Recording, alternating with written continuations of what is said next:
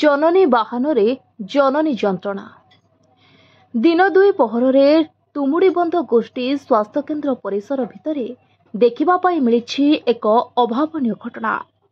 Tumudibandh block करुकुडुपा panchayat रे जड़े गर्भवती महिला प्रसव जंत्रणा हेबारु जननी सुरक्षा जान तुमुड़ीबंध गोष्ठी स्वास्थ्य केन्द्र को आनी किंतु तुमुड़ीबंध स्वास्थ्य केन्द्र में पहुंचवा प्राय 20 ରୁ 25 मिनिट हेब ना आसी महिला गाँवर आशा दीदी ना आसी स्वास्थ्य केन्द्र कर्मचारी।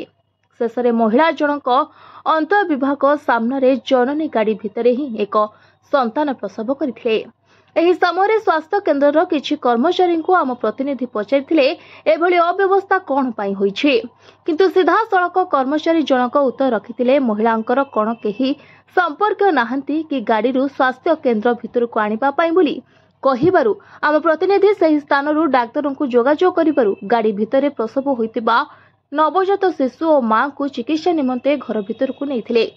जदि दिन द्विपहर जड़े अंत विभाग सामने एपरी अव्यवस्था दायित्वहीनतार प्रसव करुछंती अन्य समय कथा निजे चिंता करंतु। एटी सीधा प्रश्नवाची सृष्टि होउछि जे तुमुड़ीबंध गोष्ठी स्वास्थ्य विभाग कर्मचारी उपरे एते जन कर्मचारी थाई ए दुखद घटना घटी जाउछि केही देखि पारु नाहंती केमिति ए घटना उपरे विभाग अधिकारींकर किछि प्रतिक्रिया मिली पारुनी। कंधमाल जिला बालीगुड़ा उपखंडरू रोहन कुमार नंदक report, voice of Odisha live.